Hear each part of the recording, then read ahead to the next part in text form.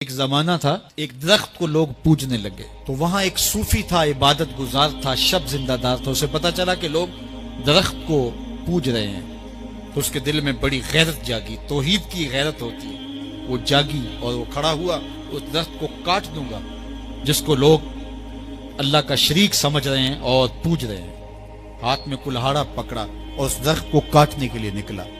راستے کے اندر شیطان کھڑا تھا، اس نے کہا میں تو نہیں جانے دوں گا، اور شیطان نے راستہ روکا، اس نے پٹک کے شیطان کو زمین پہ مارا اور اس کی چھاتی پہ بیٹھ گیا۔ شیطان بہت مکار ہے اور وہ ہر ایک کو ایک طریقے سے نہیں لوٹتا، اس کے بڑے مکر و فریب اور دجل و تلبیسات ہیں۔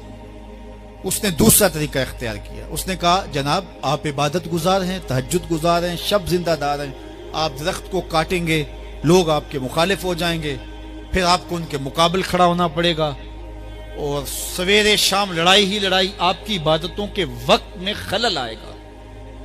تو آپ نے ان کی قبر میں تھوڑا جانا ہے، آپ کی قبر اپنی ہے، ان کی قبر اپنی ہے، آپ چھوڑیے ان کو۔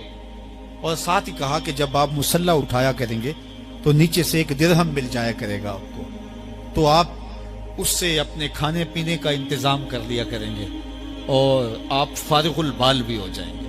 اس طرح باتوں میں لگایا اور وہ زاہد صاحب واپس آ گئے، نماز پڑھی، مصلی اٹھایا، درہم ملا، بڑے خوش ہوئے اور دلیلیں تراشنے لگے۔ واقعی مجھے کیا لگی، تمہیں غیر سے کیا، تم اپنی نبیڑو، تم اپنی قبر میں جانا ہے، جائیں وہ بھاڑ میں، مجھے کیا لگے، مجھے ان کے بارے میں کیا پوچھا جانا ہے۔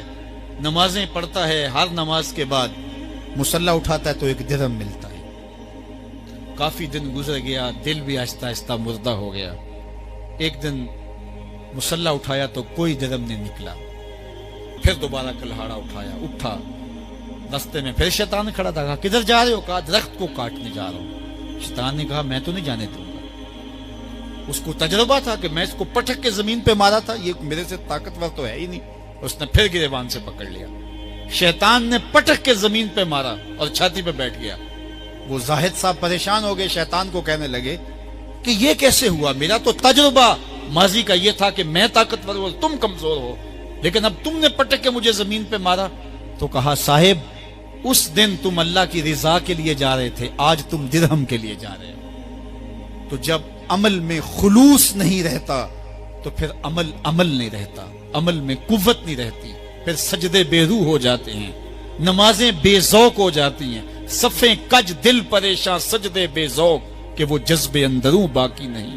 نماز، روزہ، حج، زکوٰۃ سب کچھ ہے باقی مگر تو باقی نہیں۔